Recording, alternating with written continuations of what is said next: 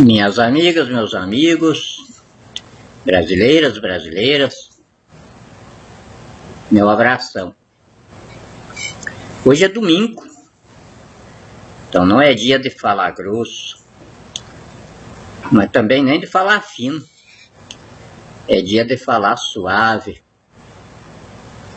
não de chamar bandido pelo nome,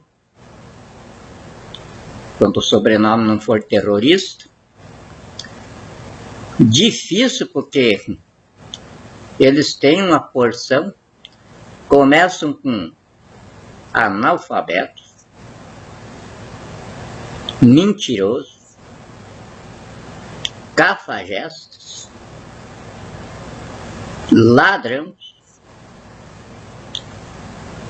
apátridas, genocidas, bandidos, terroristas.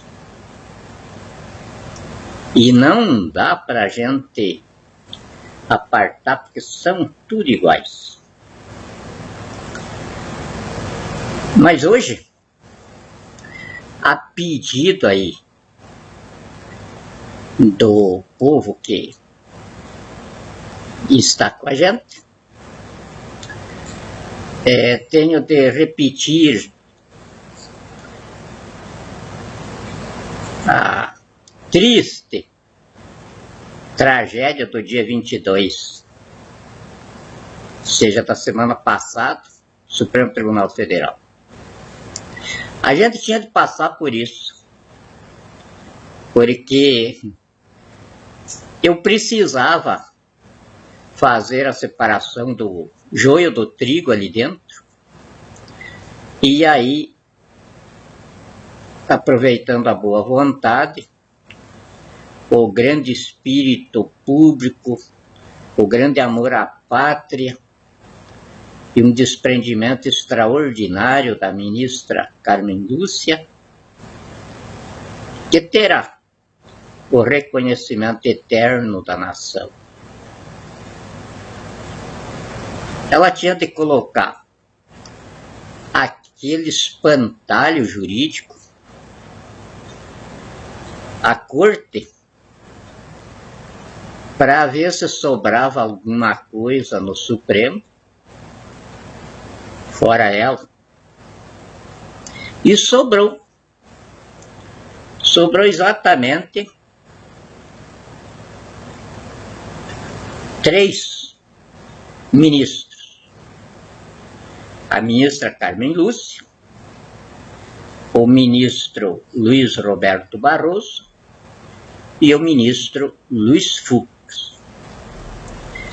Então o Supremo Tribunal Federal persistiu sobre o Estado paralelo terrorista de bandidos, recuperado ao Estado democrático de direito, que foi restabelecido pelo povo em intervenção constituinte, pela posse na instituição da Presidência da República no dia 29 de janeiro, de dezembro de 2017. Até essa data, havia uma tirania oligárquica terrorista de bandidos, mas não tinha uma definição da situação, da tragédia política do Brasil. Então, a partir desse dia, aí se definiu com o suprimento da vacância na instituição da Presidência da República, aí se definiu o Estado paralelo terrorista de bandidos no Estado democrático de direito que ressuscitou pelo exercício direto do poder pelo povo. Mas no vídeo passado, eu convoquei todos os homens brasileiros para prenderem os bandidos terroristas Michel Temer e Luiz Inácio Lula da Silva. Foi a propósito.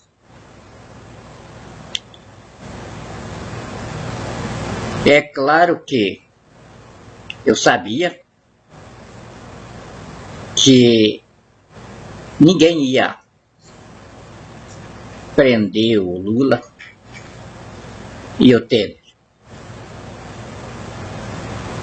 Primeiro porque o nosso povo é muito mole para isso, inclusive eu.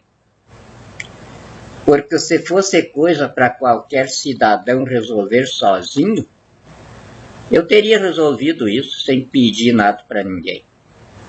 Sem atirar. Uso óculos aqui para enfeitar a feição aqui, porque daqui uns dias eu tenho de mudar esta cara aqui. Isso aí é a cara de guerra. Aí eu vou ter de tirar ela e botar aquela minha cara acadêmica ali de imortais. Isso é coisa que nós no campo de inteligência temos de fazer, nos sujeitar a isso. E o meu pai não está aqui em pessoa, está comigo em espírito, sempre está por aí. Para me dizer que homem de duas caras não tem lá esse conceito entre os sarracenos do deserto. E eu, pela profissão que escolhi, tinha de ter, às vezes, várias caras. E agora, para processo interventorial, que comecei em 2004, eu já tive 3 caras. Esta aqui estou usando agora para subir a rampa ali do palácio. Depois daí vou voltar com a minha cara acadêmica, aquela que está no Face ali. Terminar os 5 anos de palaciano lá. Em respeito ao meu povo, mostrar o quanto eu quero bem a minha gente.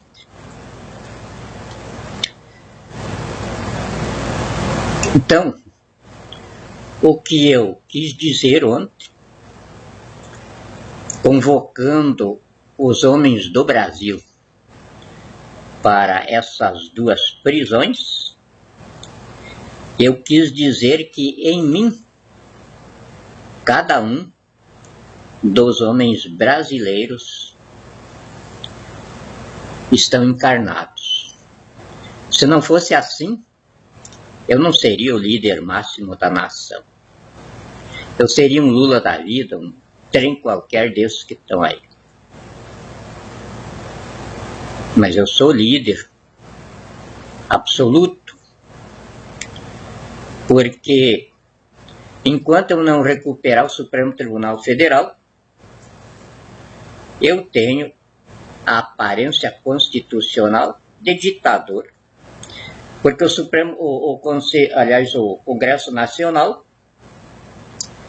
resultou um antro de bandidos, terroristas, ladrões, vagabundos. E como é que eu vou governar com esse tipo de gente? Se eu os reconhecesse, eu seria igual a eles. Não seria a mesma situação se eles dissessem: não queremos mais ser bandidos, não queremos mais roubar o país, queremos agora ajudar você a consertar o que nós acabamos. Está aqui o dinheiro que nós roubamos dos cofres públicos, e diga no campo de trabalho aí, no canteiro de obras, aonde é o nosso trecho. Evidente que teriam o meu respeito e a minha recomendação à nação.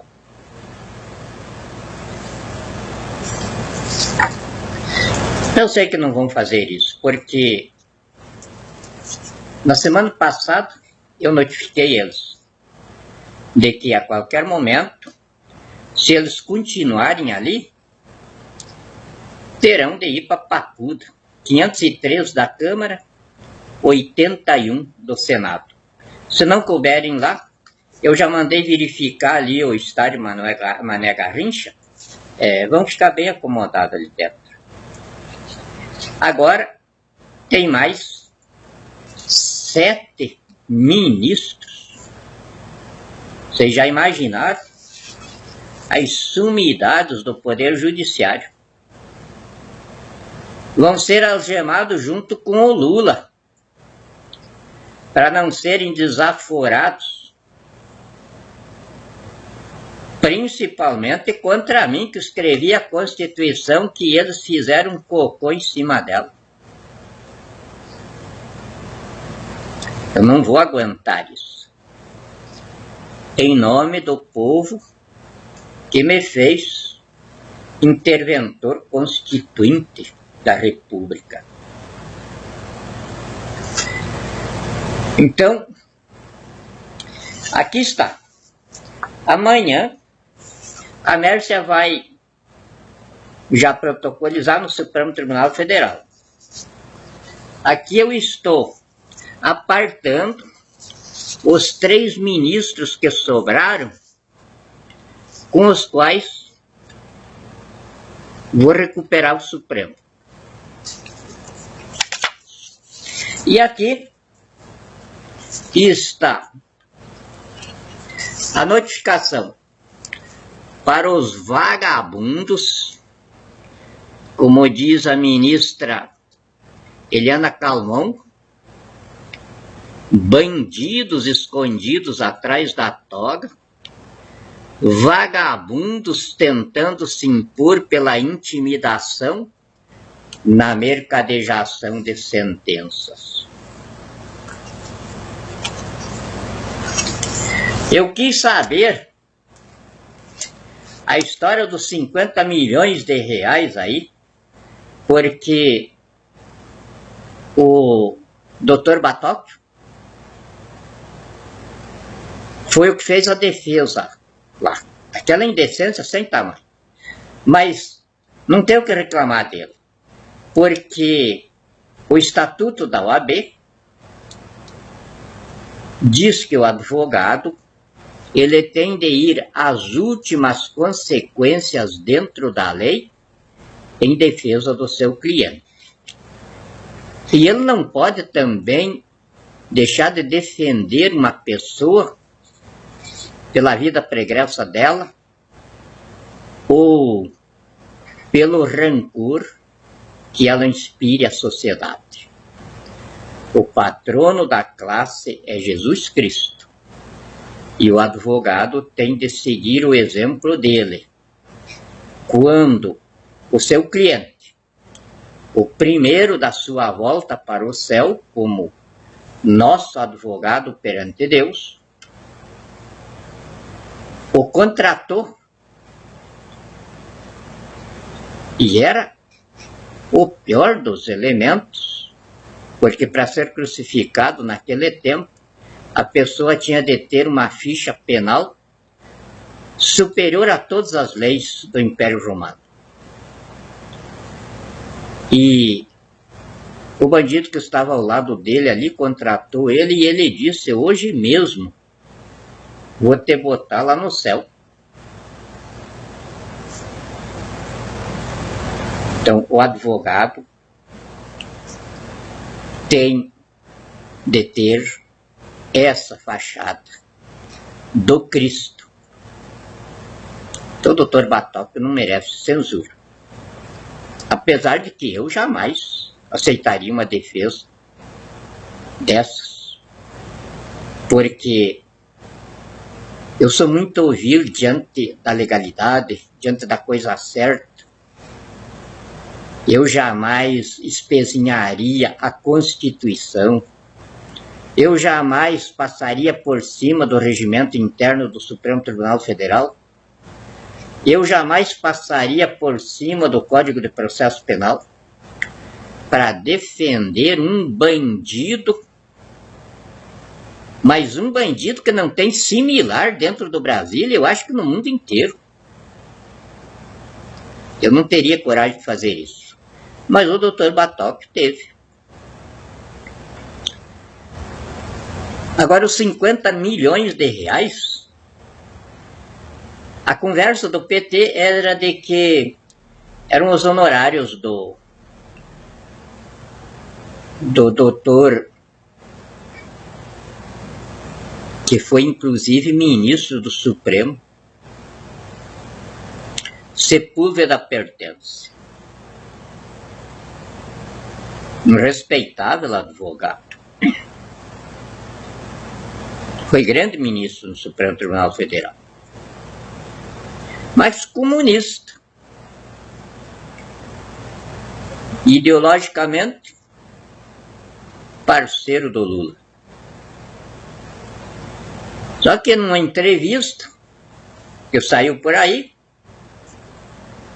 ele disse que estava defendendo o Lula de graça. E o meu pessoal aí, muito especulas, eu não especulo que daqui a pouco eu vou falar sobre isso daqui, ó. Esse é o meu povo que trouxe aqui para mim. Isso aqui é da saúde pública só aqui do Distrito Federal.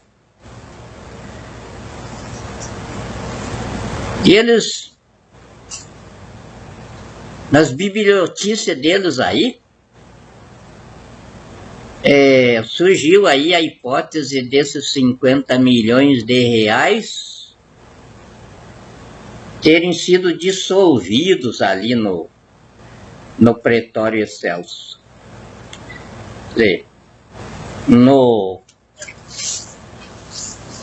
No procedimento investigatório que vai ser instaurado a partir disso daqui, esses 50 milhões de reais terão de ser bem explicados.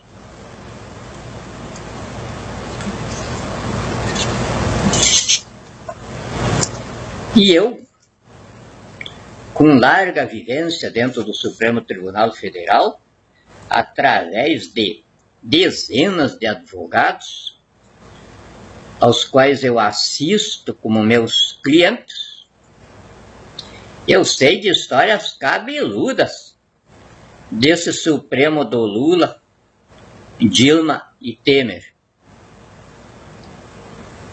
Eu, inclusive, testemunhei alguns eventos desses, da famosa Valise Preta, no restaurante na Asa Sul. A história é muito engraçada. Vai vir a público, todo mundo vai ficar sabendo. Mas o que esses malacos fizeram no dia 22 aí foi muito pior do que um ato terrorista de homem-bomba dentro da casa da gente. Porque eu considero o atentado aquele que fere a gente no espírito. E o que fere nós no espírito é o que nos atinge a cara. Porque a nossa cara expressa a nossa hombridade, a nossa honradez, o nosso caráter. E sem isso, não existe o ser humano. Tanto no aspecto natural, quanto na civilização brasileira, na qual a Constituição da República estabelece a dignidade da pessoa humana como o valor supremo da espécie aqui na Terra. Na dignidade da pessoa humana está inserida a vida e a liberdade. Por isso a nossa Constituição não fala em liberdade nem em vida. Os malacos, no espetáculo terrível que protagonizaram com o chamado HC do Lula, chegaram a dizer, isso foi o Toffoli, o mesmo que fraudou as urnas eletrônicas para fabricar o mandato da Dilma. E o valor central do constitucionalismo brasileiro era a liberdade. Gilmar Mendes também repetiu isso. É preciso não ter vergonha na cara e não ser homem. Diante do artigo 101 e 102 da Constituição da República. O 101 exige que o sujeito, para ser magistrado da Corte Suprema, tem de se identificar por notório saber jurídico, que pressupõe cultura acima da média, inteligência em comum, racionalidade madura e plena, domínio absoluto do acervo de conhecimento da humanidade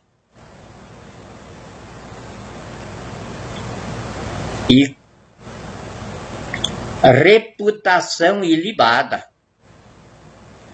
Um homem de reputação ilibada não se presta para protagonizar um espetáculo de 50 milhões de reais para pisotearem a honra constitucional do seu povo. São os malacos da pior espécie. E aí fica provado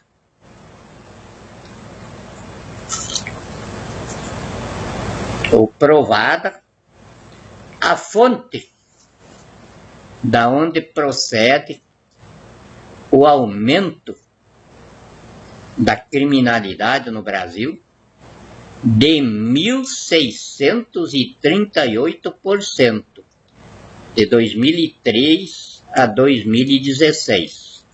De 2016 para cá, o bandido Temer não deixou mais sair números que se pudesse elaborar estatísticas.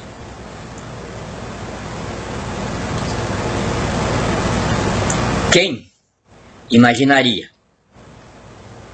um Supremo Tribunal Federal nessas condições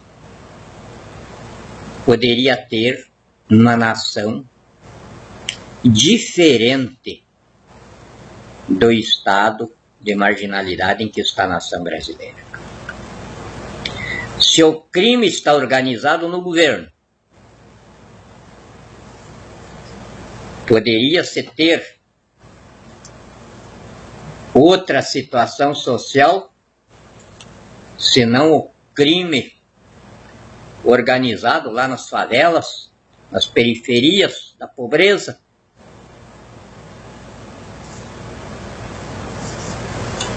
Não tem como se imaginar isso. E eu aprendi na escola, mais de 50 anos atrás, que para tirar os bandidos da rua, você tem de tirar do poder aqueles que, nas respectivas investiduras de autoridade, produzem a degeneração moral que os gera. E mais de 50 anos, devolvendo bandidos para o inferno, eu sei que isso é absoluta verdade. E por isso, eu vou exercer a magistratura de Estado com absoluta fidelidade à norma do direito acusatório que vigora no mundo inteiro. Quem se associa a bandido ou a quadrilhas de bandidos se faz culpado pelos crimes por eles praticados. Então, esses 7 ministros, entre aspas, que deram um salvo-conduto para o pior bandido que a terra já esquentou, são iguais a ele, porque se fizeram quadrilheiros com ele. E aí são responsáveis pelo roubo do país em mais de 36 trilhões de reais.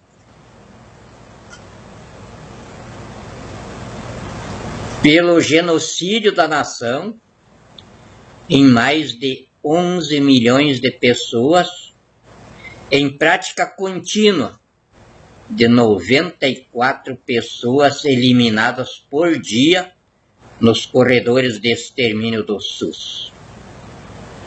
100 mulheres e crianças estupradas por dia.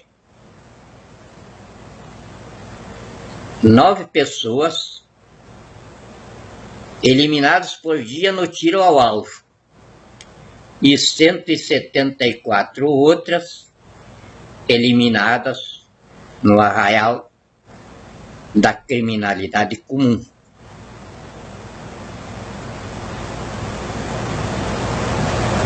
Essa é a corja que Lula, Dilma e Temer arranjaram para julgar você, porque eu não se submeto a uma corja de bandido dessas. Eu quebraria a cara de um por um.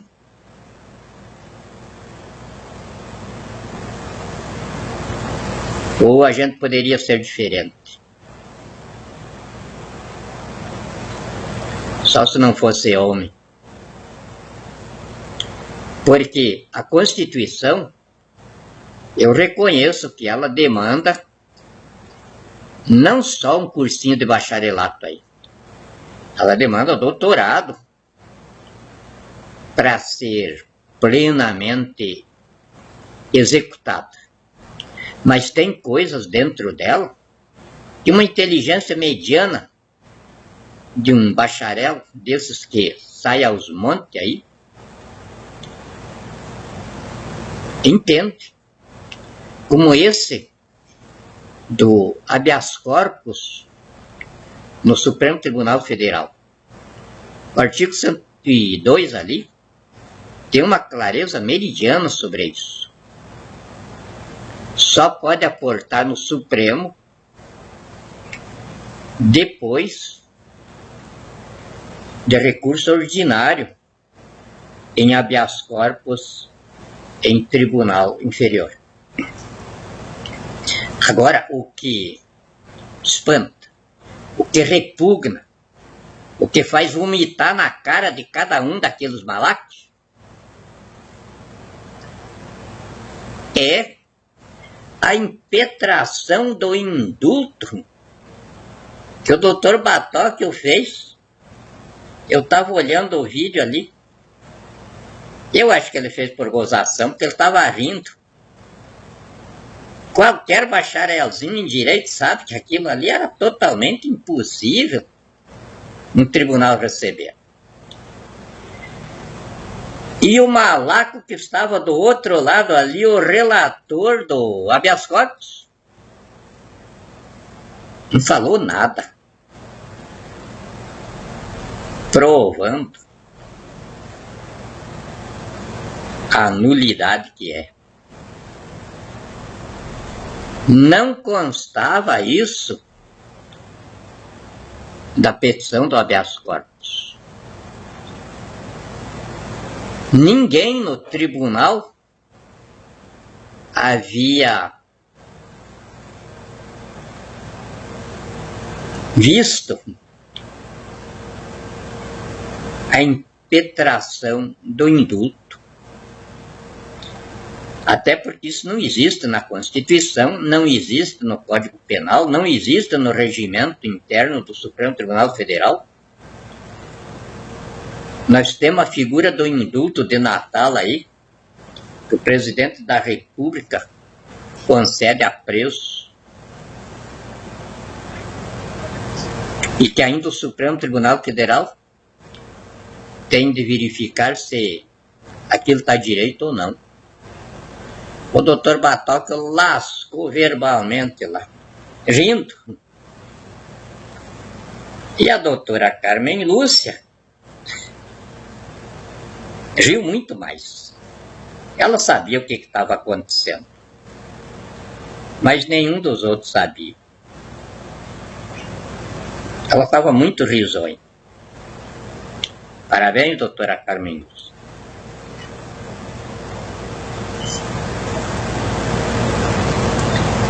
Precisava que algum daqueles ministros que estavam pressionando ela há mais de um mês tivesse a dignidade de ter levantado a voz ali e dito: olha, doutor Batóquio, o senhor, ou então requerido para ela, requeiro aí 10 minutos para a defesa elaborar a postulação que não consta dos autos.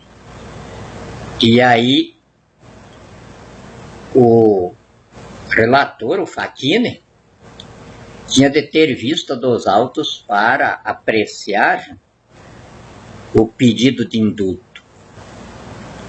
Não é nada disso. Foi posto em votação e todo mundo votou, menos a ministra Carmen Lúcia, o ministro Barroso e o ministro Fux. Os três ficaram bastante espantados, mas se aquietaram. A presidente Carmen Lúcia ria e eu aguentando tudo isso, calado, como se não existisse no cenário. E as coisas pelas quais a gente tem de passar nas estratégias de guerra. Mas depois eu sabia que ia lavar a alma, lavar a minha alma e lavar a alma da nação inteira. Eu não sei se vai ser a primeira vez na história do mundo, mas aqui no Brasil vai.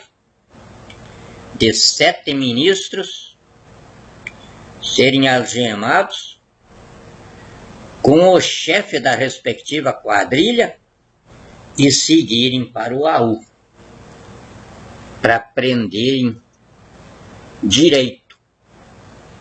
Porque pessoas para fazer o que eles fizeram só se forem totalmente analfabetos na ciência jurídica. Senão não faziam. Não tinha como fazer aquilo.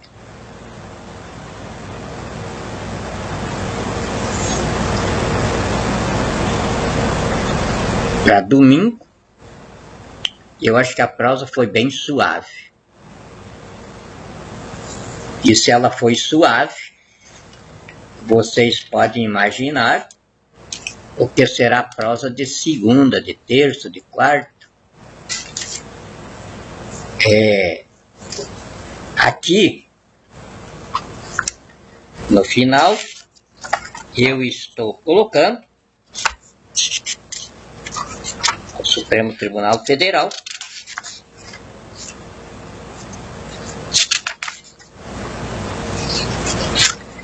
o embasamento final da coisa. Na lembrança do general Hamilton Mourão, onde ele está dizendo para o Supremo: ao ver o Supremo Tribunal Federal, Corte Maior de nosso Brasil, sinto-me envergonhado pela falta de espírito público, pela covardia moral, pela linguagem empolada, destinada a enganar o homem comum, pelas falsidades e principalmente por observar que uns merecem mais que outros, ante os olhos daquele colegiado. Fica claro que os que possuem pertences jamais cumprirão pena que merecem por haver surrupiado o bem público. Eu acho que é uma suave conversa para domingo à noite. Com essa aí, ele complementa o que havia falado e que eu tinha de transcrever porque ele falou em nome do Exército, em nome das Forças Armadas, e eu, como comandante das Forças Armadas, imediatamente homologuei e inclusive disse ao ministro, entre aspas, Raul Jungmann, que qualquer besteirinha que ele fizesse, eu ia quebrar a cara dele lá dentro do antro em que ele estava.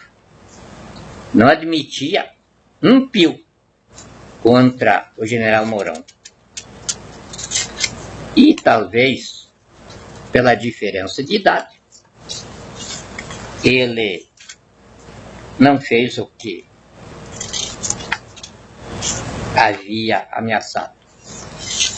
Mas naquela ocasião, o general Mourão, então fazendo parte do comando da intervenção, ele mandou o recado para os políticos dizendo que se as instituições pelo Supremo Tribunal Federal não resolvesse a baderna aí, então as Forças Armadas que já estavam convocadas pelo povo teriam de fazer isso.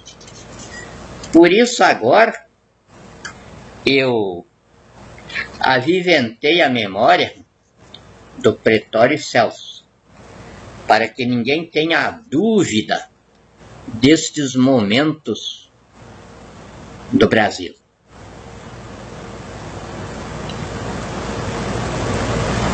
General Vilas Boas, semana passada,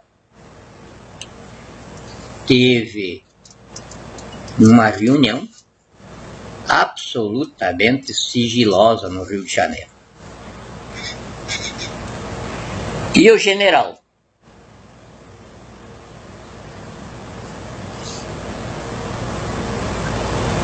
Rocha Paiva também deu seu recadinho. E tá tudo aqui agora para os excelsos lá ler. Mas agora já 37 minutos, então vamos falar um pouquinho disso daqui, ó. Vocês viram o que é a vida do presidente da República que vocês arranjaram aqui. Aqui, isso aqui é uma partezinha só. Saúde Pública do Distrito Federal. Senhor governador Hollenberg. Ó. O retratinho começa lá com outro bandido malaco. O Arruda. Vocês não imaginam o que está aqui.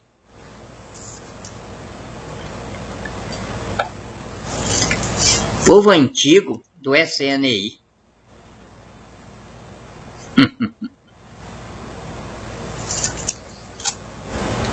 Da semana que vem nós vamos fazer vídeos aqui, prosendo sobre isso aqui. Porque existe muito termo técnico aqui, dos investigadores de elite. E aí ele mesmo terá de, na prosa comigo aqui, o povo ficar bem ao par disto. Tem de tudo aqui, menos saúde. menos amor ao próximo pelos próprios médicos. Aqui tem de tudo, menos remédio.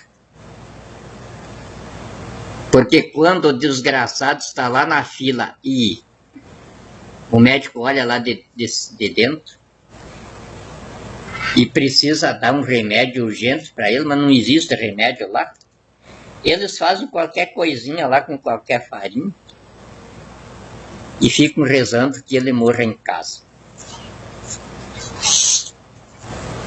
Aqui tem retratinhos, tem tudo. Trabalho profissional.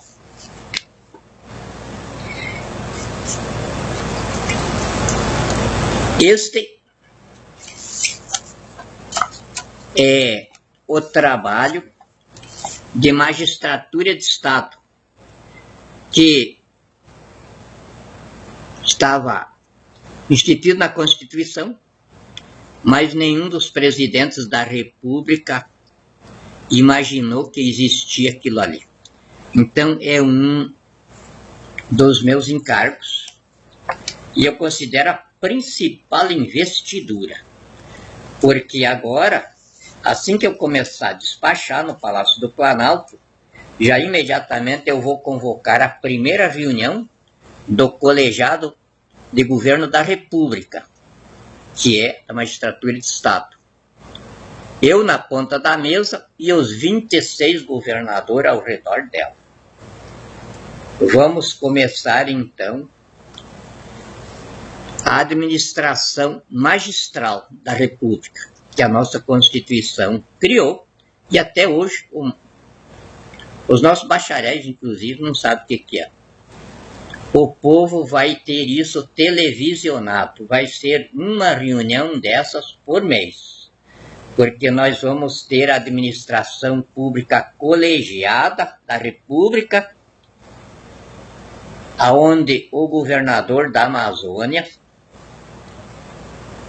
vai saber tudo que o governador do Rio Grande do Sul está fazendo. Os 26 governadores vão administrar de forma republicana integrada. Aí vai começar a ser implantada a verdadeira união, que agora só tem um nome, também ninguém sabe o que é. A verdadeira federação que nasce e se mantém pela união. Longe de ser ditadura, de ser autoritarismo. É magistralidade. Magistralidade não se confunde com autoritarismo. Magistralidade pressupõe justiça. O que chamavam de justiça social e não sabiam o que era. Vão ver isso agora na prática, de governo. Nós estamos dividindo o Brasil em regiões, de acordo com a índole do nosso povo de cada região. Lá no Nordeste, por exemplo, nós temos um conjunto de população e terra. Não podemos planejar para o Nordeste a mesma agricultura do Rio Grande do Sul, do Paraná, Santa Catarina, porque a terra do Nordeste é puro enxofre. Por isso o nordestino tem a cabeça chata, é geneticamente deformado, ele tem um problema de inteligência, ele é extremamente versátil da inteligência, mas ele é muito atrasado em raciocínio, ele não sabe raciocinar, por isso é muito trabalhador. Nossos nordestinos são verdadeiras máquinas no trabalho, eles não sabem raciocinar para se empreenderem com negócios, por isso o Sul é empresarial e o Nordeste é sexual. Eu fui uma vez lá, fiquei apavorado. a quantia de cruzinha embaixo dos pés de jaca na frente das casinhas.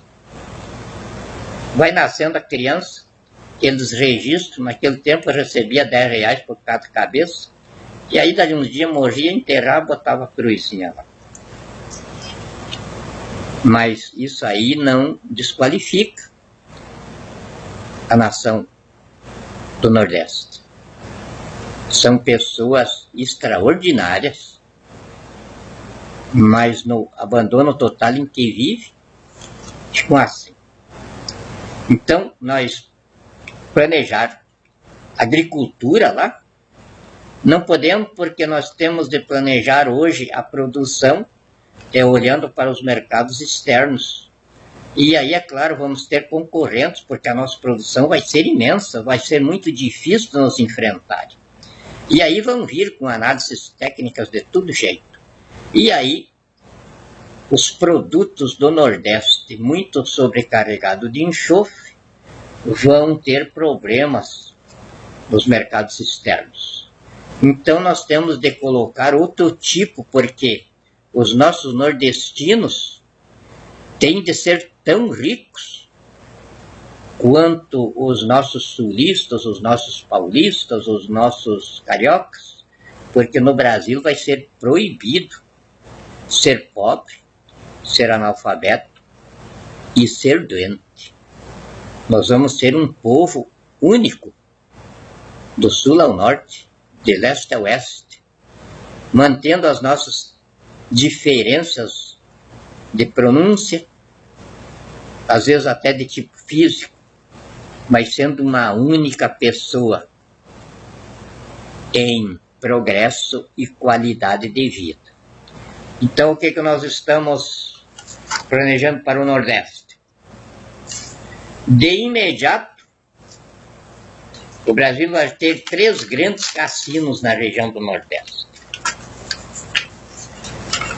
E vamos incentivar a piscicultura. Ao invés de estar tentando levar o São Francisco Norte acima, que não vai nunca, nós vamos canalizar o mar para dentro das terras nordestinas. Não para irrigação, para agricultura, mas para a criação de peixes,